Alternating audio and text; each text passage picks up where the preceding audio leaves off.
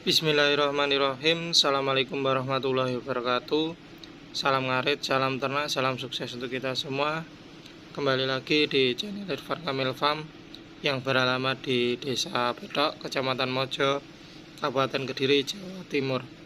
Jangan lupa like, komen, dan subscribe. Jika ada pertanyaan bisa WA di 085 856 400 108 ataupun di kolom komentar. Alhamdulillah kita bisa membuat atau mereview pakan lagi sesuai dengan kita pas waktu membuat, dan ada juga yang ingin dibahas bagaimana pembuatannya dan bagaimana kalau rumput itu tidak langsung dicoper atau wajib dilayukan terlebih dahulu.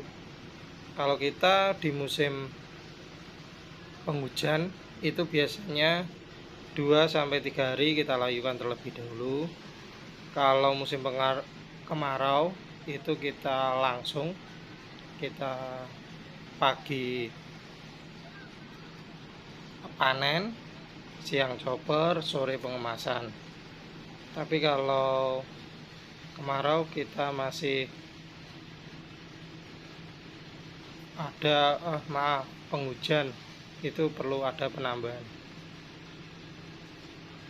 konsentrat bahan kering serta pelayuan agar tidak ada kendala, karena di musim penghujan kadar airnya sangat tinggi. Jadi biasanya kita menggunakan dedak atau konsentrat yang biasa kita jual harga 145 itu kita butuh 15-20% kalau untuk penghujan. Kalau untuk kemarau biasanya cuma 10%, karena kadar airnya sangat rendah di musim kemarau. Serta untuk seperti ini 2 ton rumput pakcong itu kita membutuhkan sekitar 4 kintal. 4 kintal kita bagi menjadi 2 kintal untuk bekatelnya ini untuk penyerapan nutrisi dan bisa diterapkan oleh teman-teman. Dan ini sebenarnya kita karena kita bekatelnya masih mencari yang supplier yang bagus, jadi kita masih menggunakan yang gilingan keliling itu. Karena kita jumlahnya banyak, jadi kita campur lagi dengan konsentrat yang kita jual 145. Harapannya agar dombanya agak kenyang, karena yang PK14 itu sudah ada karbo, ada tumpinya dan lain-lain. Ada pelarnya juga sebagai penyerap kadar air dan juga sebagai pengenyang karena ada sumber karbonya. Ini kita bagi 1:1. Sebenarnya ini 3 kintal cukup. Ini 3 kintal cukup, tapi kita karena kehabisan rumput, jadi kita maksimalkan dengan penambahan konsentrat. Ini setelah kita lakukan perlapis, kita dasar, kita kasih rumput, kita taburi katul atau konsentrat ini, kita lapisi lagi seperti itu, agak kiranya tinggi sepertiga dari proses pencoperan. Nanti kita lanjut untuk penyemprotan probiotik.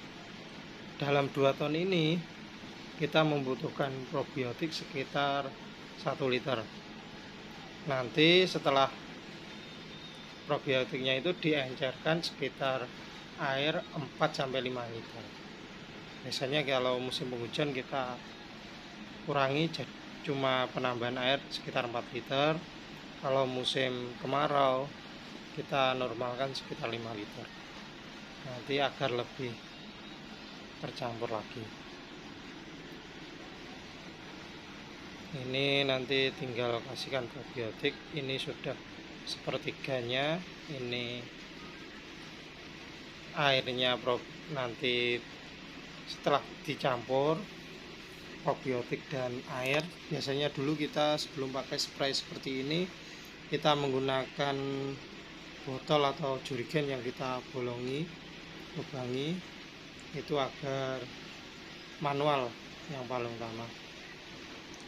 Dan ini yang kita sudah aduk tadi, ini kita genggam tapi di tangan tidak berair.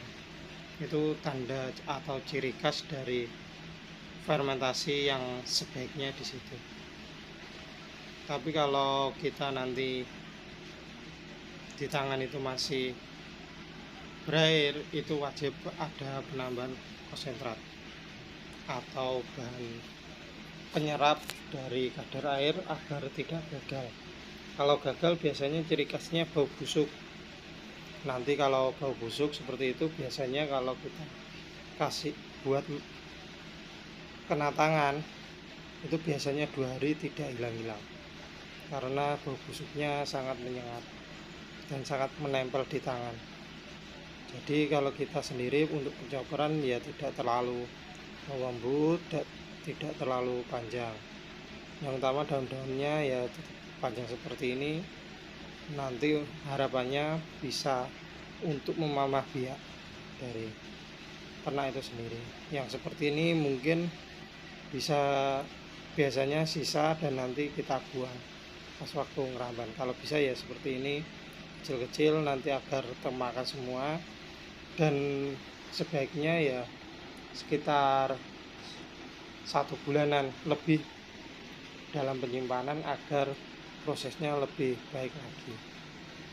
Nanti ini biasanya kita untuk proses pembuatan pakan biasanya 1 minggu sekali sekarang, karena ya jumlahnya, dan kita nanti juga masih membuat alat untuk mixer dari konsentrat. Nanti suatu saat akan kita review untuk konsentratnya.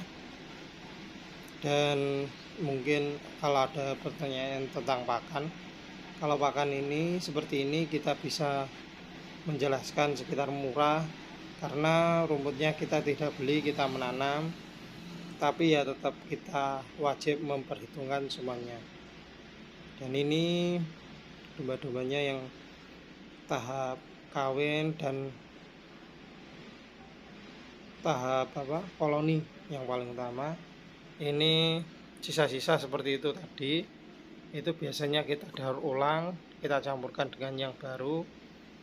Ini panjalu, nanti dicampur dengan yang baru agar fresh, agar termakan semua. Jika tinggal sisa batang-batangnya saja biasanya kita buang, karena kan kalau batang-batangnya keras tidak kemakan.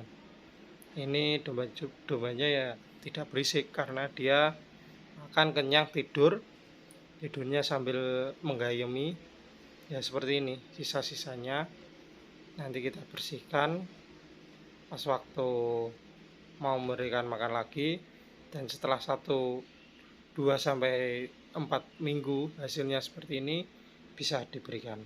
Sekian dan terima kasih. Assalamualaikum warahmatullahi wabarakatuh. Semoga bermanfaat.